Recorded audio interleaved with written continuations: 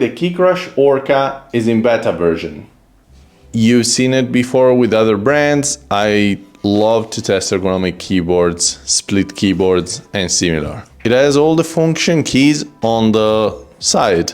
So you have Control, Alt, Enter, Backspace, Function key, Command/Control again on the right. Plus, you can map them as much as you want. It has RGB colors, which is always a plus. It's Bluetooth, but it can be also used via cables. It has a long battery life. Like I've tested it for about 3 days of work.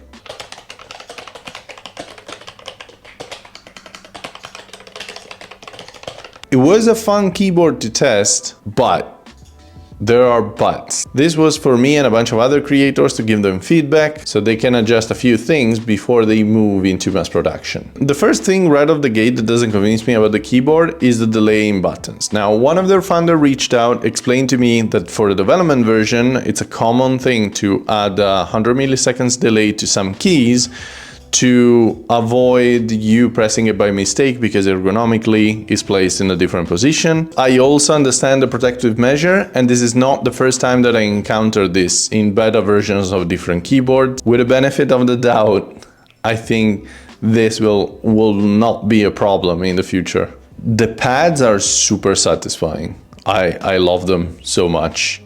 It's very comfortable. If you ask me to rate this keyboard on a scale from 0 to 10, at this very moment, I will give a 6.5. It's really fun, it's ergonomically pleasing, it's something completely new, but the delay plus the size of the keyboard for smaller hands, that is a bit of a meh kind of thing. If that gets solved with the Kickstarter, of course, this will probably go into a 7.5 to 8 out of 10 for me. And this is why